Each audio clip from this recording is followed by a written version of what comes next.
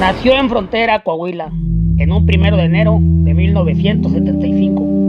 Bautizado con el nombre de Heriberto, su padre hubiera deseado que se llamara Gregorio, Goyito como a él le decían, pero a su mamá, doña Amelia, no le gustaba el nombre, y por causas desconocidas tampoco el apodo.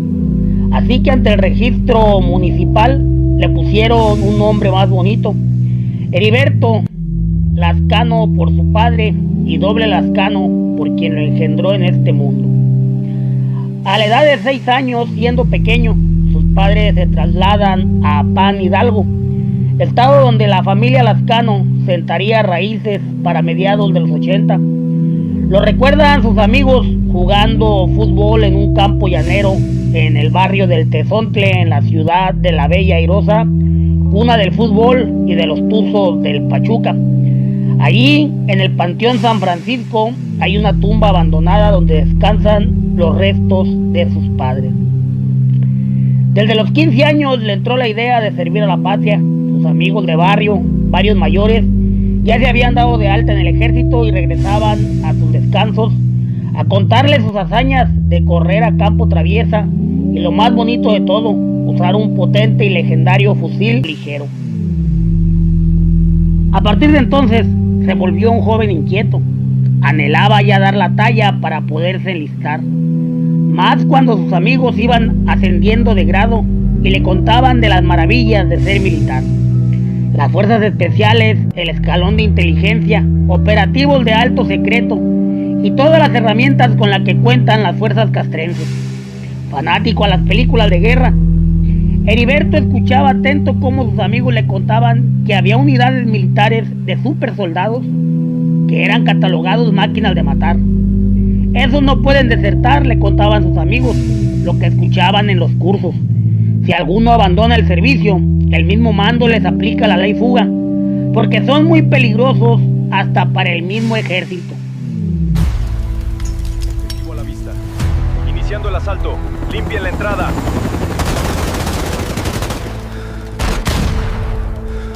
Despejado.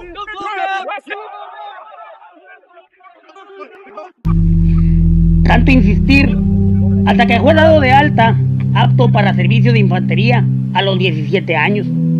Con matrícula B92 23601, en la primera oportunidad se promovió en cada curso que lanzaron.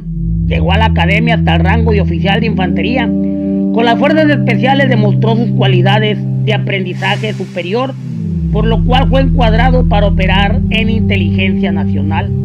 7 años de misiones y patrullajes, según su expediente, y fue comisionado a la PGR el 15 de junio del 97 como agente C. Fue asignado a la delegación de Tamaulipas y dado de baja el 30 de octubre del 97. El dato extraño es que la Sedena lo tiene dado de baja en servicio hasta abril del 98.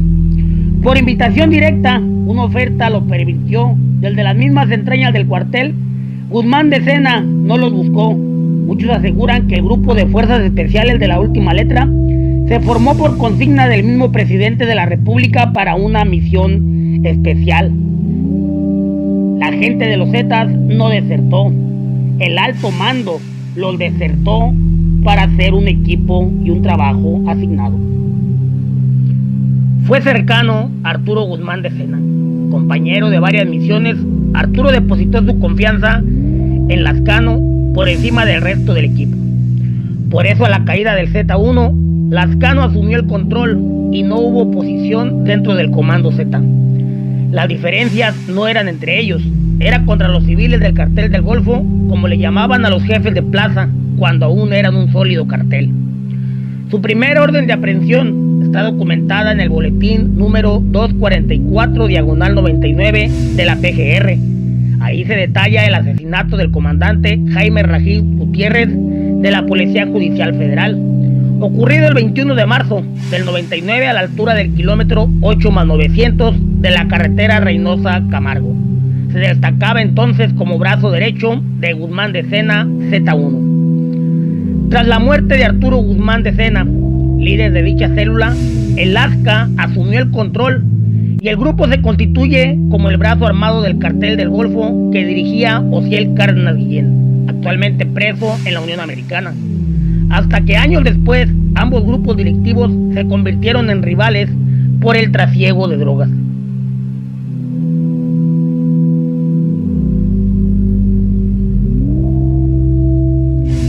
Remanente de los Texas, un sanguinario ejército de paramilitares entrenados por un comandante de las Fuerzas Especiales de los Estados Unidos, Jaime González Vitt. Antes del debut del Comando 14, hubo una reunión de capos del narco en la capital del país, la famosa narcocumbre, pactada por Miguel Ángel Félix Gallardo, en la cual el mapa de las drogas se repartió como si fuera un pastel.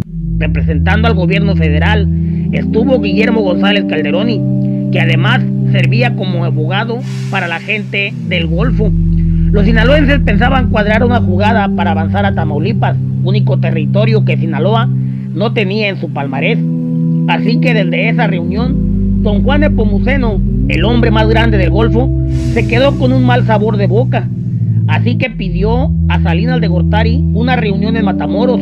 Dicen que ese fue el cimiento de los alzados idealistas que se encapucharon con el nombre de Zapata. La reunión de los líderes del Golfo y la crema innata del PRI habría tenido como anfitriona a Paloma Guillén Vicente, una juez de Tamaulipas y coordinadora general de la campaña para los candidatos del PRI en esa entidad fronteriza. El dato por mencionar es que Paloma Guillén, al igual que su hermano Sebastián, también se ha cambiado de nombre de forma oficial. Ella actualmente se llama Mercedes. Su hermano es más reconocido por su personaje místico de subcomandante Marcos. El cartel de los Zetas se creó poco después para dar seguridad a los señores del cártel del Golfo. Los Zulu, un grupo de fuerzas especiales del ejército mexicano que fueron entrenados para pelear contra los zapatistas, todos terminaron por desertar y ser contratados por el teniente Arturo Guzmán de Sena, un exagente de la Policía Judicial Federal de la escuela de González Calderoni. Ese fue el origen de los Zetas. No fue este el primer escuadrón de asesinos profesionales. Si damos lugar a la historia, a sus antecesores, los Texas, fueron la raíz de la última letra. Hasta entonces el cartel del Golfo estaba en manos de Juan García Ábrego y su jefe de seguridad era Osiel Cárdenas Guillén.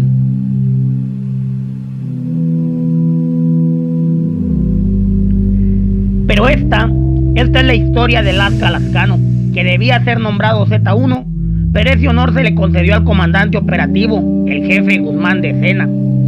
El resto de los números era lo de menos, integraban un comando y todos tenían el mismo nivel. Z2, el Lucky, un experto piloto en pista chica. Lucio Morales, el Lucky, tripulaba el helicóptero que ingresó hasta el patio de un fiscal en Texas, lo que se considera el primer gran golpe de los escoltas suicidas. Heriberto Lascano, Z3. Luego, Rogelio González, también conocido como el Quelín, Z4. El otro, Jaime González Durán, alias Z5. El temible Hummer, aquel que puso de moda los cuerpos colgados en los puentes durante su guerra contra los michoacanos en Veracruz y Tabasco.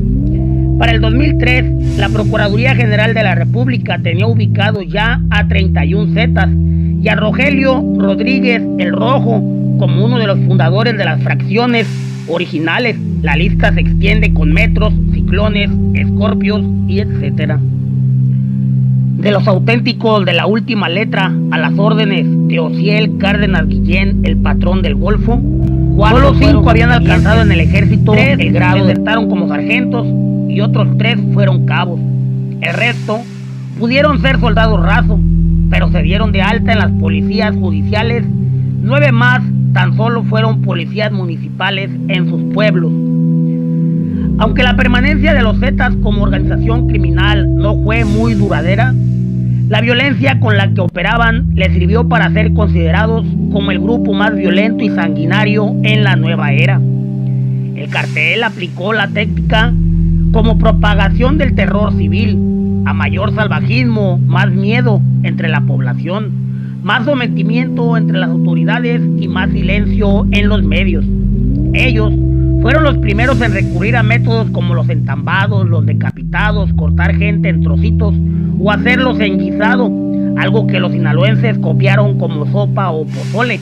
Los tamales fueron invento de Jesús Méndez cuando anduvo en esas compañías. Carlos Rosales perfeccionó el guisado con una receta que primero pasaba los cuerpos por una máquina aplanadora de construcción. La John Deere era una franquicia con sociedad de los hermanos Méndez. En fin, la receta que fue la preferida de Heriberto Lascano consistía en disolver los cadáveres en ácido y derretirlos en contenedores de aceite. Desde la caída de Guzmán de Sena Z1, que murió en un enfrentamiento armado en el 2002, el Z3 compartía liderazgo con el Quelín Rogelio Pizaña González Z2. Posteriormente ocurre la caída de Rogelio en el 2004 y apoyado por Tony Tormenta, Heriberto Lascano puso orden y reestructuró su equipo de operaciones, implementando cursos de entrenamiento paramilitar en lejanos ranchos abandonados, donde los Zetas perfeccionaron sus técnicas y compartieron enseñanzas con salvajes integrantes de pandillas para usarlos en las avanzadas. Se escuchaba como un himno el tema de Beto Quintanilla: si antes solo éramos 20, ahora ya perdí la cuenta. La última letra, de la mano disciplinada de Lascano, para entonces se había convertido en la temida punta de lanza del cartel del Golfo.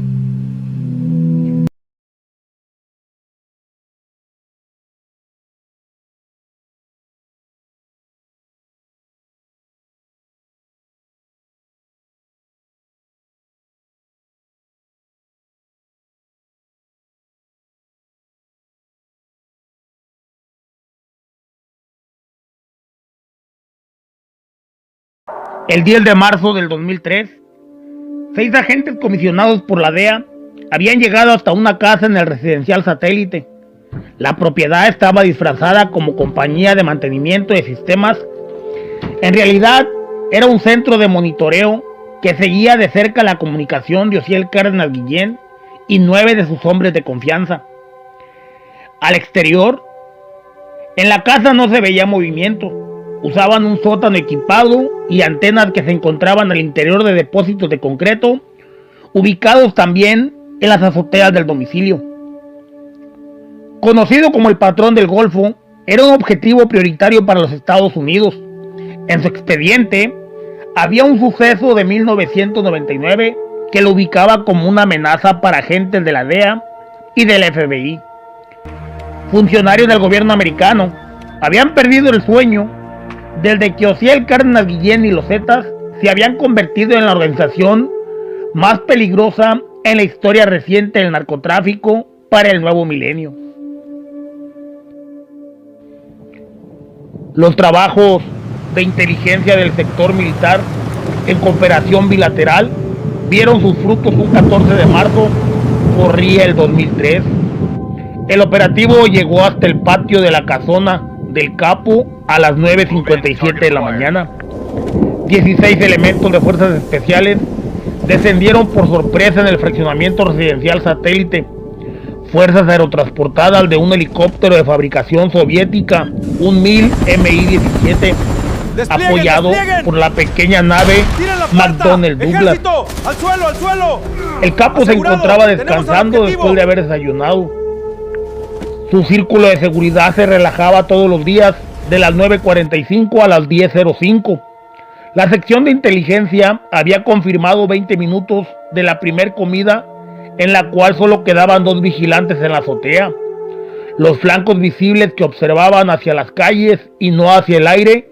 Al momento de aparecer las fuerzas por aire, los 2 sujetos en la azotea ya habían sido aniquilados por impactos de sniper desde 600 metros.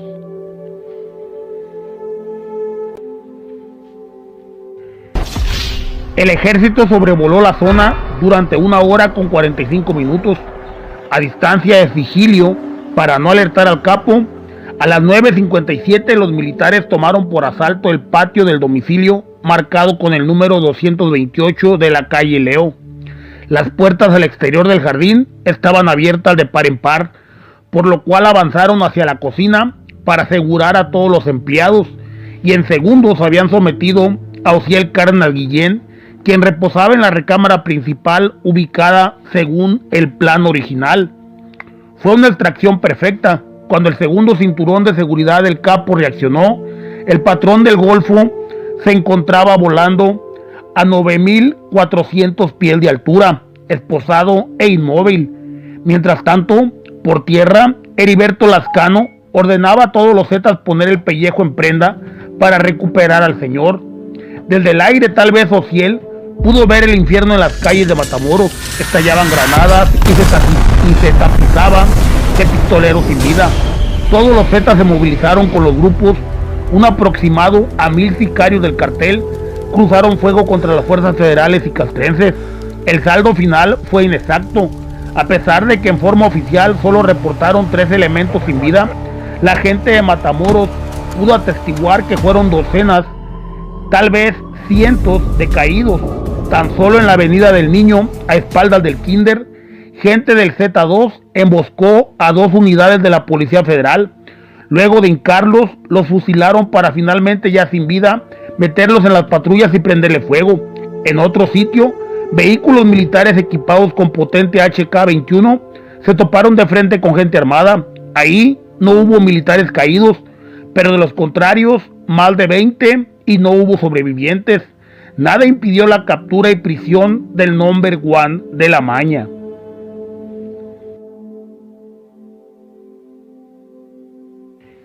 Se llegó el 2007. Desde las rejas, Ociel Cárdenas Guillén ordenó a Tony Tormenta pactar una tregua con su enemigo más poderoso, el cartel de Sinaloa. La reunión fue precisamente en la casa de Heriberto Lascano en Pachuca, Hidalgo. Esto no le gustó para nada a Z40, quien incluso realizó una consulta interna entre todos los hombres con la letra desde el Z3 al Z53. Heriberto juntó al equipo para saber su opinión al respecto. El resultado ya es por todos conocido. El Golfo y los Zetas se fragmentaron, dando origen a más de 10 células. Las más fuertes eran los Zetas de Lascano y los renegados de los Treviño Morales. Z40 era tal vez el de mayor convicción. Se envolvió en la bandera de Tamaulipas y juraba con su vida que sus territorios nunca caerían en manos del cartel de Sinaloa. Pero el Chapo lo hacía sentir insignificante. En las mantas que el sinaloense colgaba para Lascano, se refería a Z40 como un simple lavacarros de la gente del cartel del Golfo, un simple empleado de Ociel Cárdenas Guillén. Con la extradición de Ociel Cárdenas Guillén en 2007, los Zetas, bajo el mando de Heriberto Lascano alias El Lasca, comenzaron a trabajar como independientes. Sin embargo, aún seguían las órdenes del Tony Tormenta. El rompimiento entre los Zetas y el cartel del Golfo fue inevitable. Aprovechando la caída de varios líderes del Golfo, en el mes de marzo del 2010, Jorge Eduardo Costilla Sánchez, alias El Cos, arregla una cita en Mazatlán para hablar con Joaquín El Chapo Guzmán. Era la oportunidad de oro para el cartel de Sinaloa. El sueño de controlar por fin el territorio prohibido, como le llamaba Juan Nepomuceno Guerra. Aún así, y a pesar de lo que se rumoraba, el Chapo Guzmán respetaba a Heriberto Lascano, pero había una discordia infranqueable. Miguel Ángel Treviño Morales, Z40, un salvaje episodio del 2012 que tiñó de púrpura las fronteras de sur a norte y de costa a costa. Durante 3 meses, de abril a junio, mantas y cuerpos sin vida confirmaron la guerra inclemente contra los Zetas. El COS reclutó pandilleros de los Estados Unidos por orden del Chapo Guzmán y la sólida organización se llenó de boquetes en Tamaulipas, Coahuila, Veracruz, Chiapas, Tabasco y Chihuahua. Fue una temporada oscura para Lascano. Con los refuerzos de Sinaloa, el COS desplazó a los hermanos de Ociel y finalmente Antonio Ezequiel Cárdenas Guillén, alias Tony Tormenta, fue abatido por la Marina en noviembre del 2010. Luego, intentando la reorganización, Lascano intentaba recuperar Michoacán con el regreso de Jesús Méndez, pero Nazario Moreno ya había tendido muy bien la atarraya y meses después, ya en el 2011, el Chango Méndez también fue capturado.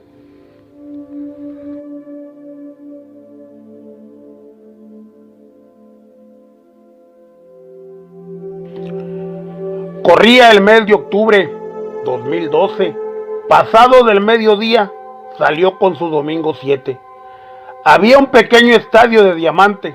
El equipo de Progreso jugaba contra el representativo del municipio de Juárez. Cuidando el bajo perfil, Heriberto Lascano visitaba a su familia, sin que nadie sospechara de que se trataba. La camioneta austera se estacionó cerca de la entrada al estadio, acompañado solo por su hombre de confianza, que a la vez era su chofer y escolta personal. Bajaron de una Ford Ranger. El informante tomó nota y dio el pitazo positivo. Casi al instante, Lascano fue alertado.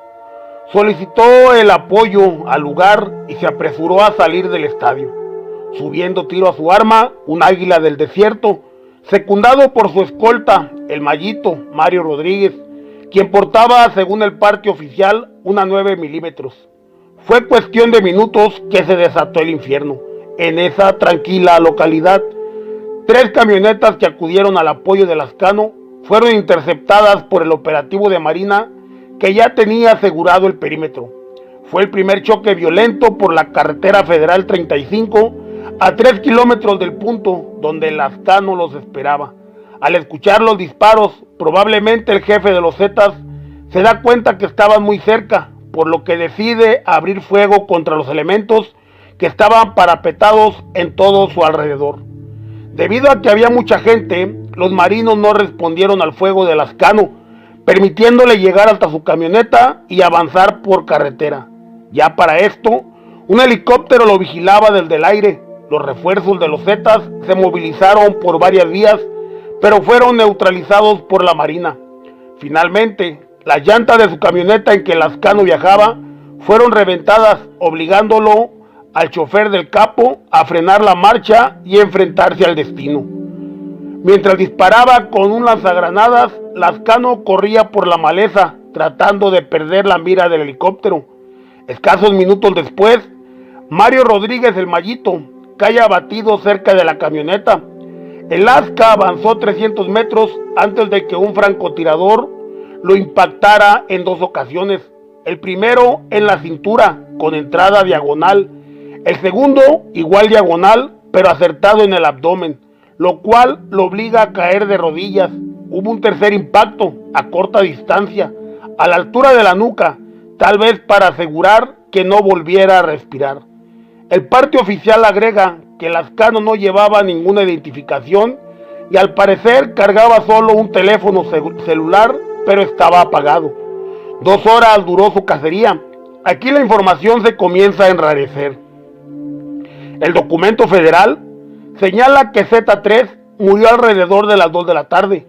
Indica que elementos de la Marina solicitaron el apoyo de la Procuraduría Estatal y que agentes ministeriales y peritos llegaron al lugar, pero hasta las 8 de la noche del domingo. Esto hace evidente que los agentes locales tardaron 6 horas en recoger los cuerpos. Luego de unas horas, los cuerpos habían desaparecido. El segundo informe, pero de la Procuraduría Local en Progreso, afirma que recibió la llamada de la Marina a las 6 de la tarde. En el lugar del enfrentamiento con Lascano, dejaron armas de alto poder que fueron aseguradas por la Procuraduría de Coahuila. El rifle del Z3 era una metralleta R15 con lanzagranadas.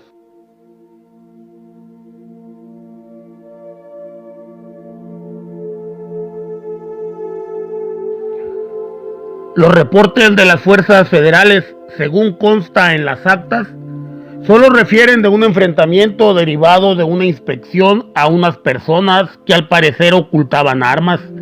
La solicitud de información fue turnada a las autoridades locales, mismos que redactaron el parte oficial sobre los hechos y posterior resguardo de los cuerpos abatidos, por lo cual, según el informe, luego de que la Marina entregara los cuerpos, estos fueron trasladados hasta las instalaciones de la funeraria García, ubicada en el centro de Sabinas, Coahuila. Otra inconsistencia en la cual se informa que la Marina se retiró del lugar porque no sabían que la persona sin vida era Heriberto Lascano, tomando en cuenta que ya se habían levantado sus huellas dactilares y fotografías. Entonces la pregunta era, ¿en qué momento se ordenó el operativo en el estadio y qué información se tenía para que la Marina se movilizara si no sabían de quién se trataba. Una duda más. En Progreso, Coahuila, se hablaba de un enfrentamiento contra varias camionetas que intentaban rescatar al capo. ¿Qué pasó con esos hombres? Un grupo de al menos 10 sujetos que, según testigos, iniciaron el enfrentamiento y que habían sido capturados, al parecer están desaparecidos o nunca existieron. El vocero de la Secretaría de Marina declaró que fue una llamada anónima que denunció que había personas con armas dentro del estadio de béisbol. El informe hablaba de un tercer individuo que sin embargo escapó, no así su otro cómplice, identificado como Mario Alberto Rodríguez. Ese habría sido abatido junto al líder de los Zetas. Al momento que llegamos, dice el vocero, el personal que se encontraba en 2 camionetas hace intento por darse a la fuga. En una blanca empiezan a abrir fuego contra el personal de infantería de Marina de nuestra institución. Por supuesto se repele la agresión y se logra detener el vehículo. Continúan los impactos. De hecho, hay un elemento de infantería que resultó herido en ese tiroteo. Se logra detener al que iba como conductor y otros 2 elementos descienden del vehículo e intentan darse a la fuga, pero continuaban disparando contra el personal. Posteriormente se sabría que uno de ellos habría sido el Lasca Lascano, quien cayó abatido, dijo a la entrevista de medios de Radio Nacional el vocero de la Secretaría de Marina. Testimonios posteriores refieren que todo fue muy confuso pero impactante. Estábamos disfrutando el juego, de pronto los efectivos navales llegaron al parque de béisbol, Lascano sale deprisa y fue cuando se escuchó un primer granadazo, después otras detonaciones y el lugar se llenó de elementos de Marina. Eran las 23 horas con 54 minutos del lunes. Al filo de la medianoche, la hoja con el parte informativo se filtró confidencial a la prensa nacional. Algunos medios de comunicación tenían desde entonces en su nómina algunos mandos castrenses para obtener noticias de primera. Y esta primicia fue una bomba inesperada, acompañado de una foto del supuesto capo y entonces máximo líder de los Zetas. La Secretaría de Marina anunció que tenía fuertes indicios de que Heriberto Lascano había fallecido durante un enfrentamiento con sus efectivos en Coahuila, norte de México. Después de que los elementos de la Marina acompañados de la Subprocuraduría se retiraron de la funeraria, los cuerpos fueron dejados en responsabilidad solo de un empleado del lugar. Más tarde, el lugar fue rodeado de camionetas con gente armada que sometieron al empleado para obligarlo a entregar los cuerpos. El jefe, o quien daba las órdenes, llegó en una Suburban color negro modelo reciente. En la declaración refieren que el propietario de la funeraria García notificó que los hechos ocurrieron entre la 1 y 1:30 de la madrugada de ese lunes. El grupo armado obligó al empleado a meter a una carroza los cadáveres de Heriberto Lascano y de su chofer y escolta, Mario Alberto Rodríguez. Después, uno de los hombres subió con el empleado al vehículo y lo obligó a conducir hasta un paraje ubicado en las afueras de Sabinas, escoltado por una fila de más vehículos que se habían sumado en las calles cercanas y que al parecer tenían tomadas las calles aledañas. Avanzaron hasta el rumbo de la presa Venustiano Carranza, donde los esperaba otra camioneta de la cual solo se vio que era de color azul oscuro.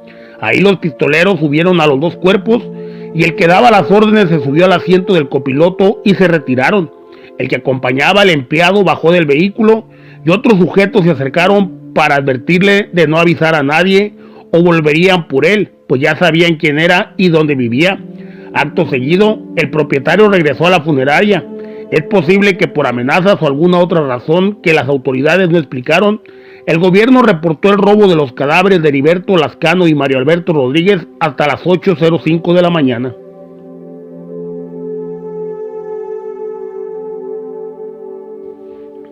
Habían transcurrido 6 horas después del robo de los cuerpos, cuando se mencionó a Miguel Ángel Treviño Morales, Z40, como el hombre que había coordinado las acciones. Lo anterior es la versión oficial dada a conocer por el Procurador de Justicia de Coahuila, Homero Ramos Gloria, sobre la desaparición del cadáver de tan famoso personaje. Que la Armada no recibió petición alguna de apoyo para resguardar la funeraria y no participaron en la necropsia ni en la identificación del cadáver. que pasaron más de 12 horas desde el inicio del enfrentamiento hasta la desaparición del cuerpo de quien estaba considerado el jefe número 1 de los carteles más sanguinarios en la historia reciente. Hasta el martes, la Procuraduría Estatal de Coahuila había confirmado lo que ya se había filtrado a los medios desde el día lunes, que el cuerpo del Z3 había sido robado por un comando armado de una funeraria donde se le realizaba la necropsia. Sin embargo, tanto la Marina como la Procuraduría insistieron en que la identificación estaba fuera de duda y que se pudo realizar gracias a fotos y huellas dactilares de los dedos índice, pulgar y medio de la mano derecha de Alaska. No había más evidencia que las dos primeras y únicas fotos que se filtraron desde la madrugada a una agencia de noticias privilegiada. El mismo FBI y la DEA solicitaron realizar las pruebas de genética que se obtuvieron del breve momento en que el cuerpo estuvo en manos del forense. Se han comparado 4 veces con la genética del papá y de la mamá, pero las 4 veces ha dado resultado negativo. Hasta el momento no hay certeza de que en realidad Heriberto Lascano haya sido el cuerpo que robaron de la funeraria.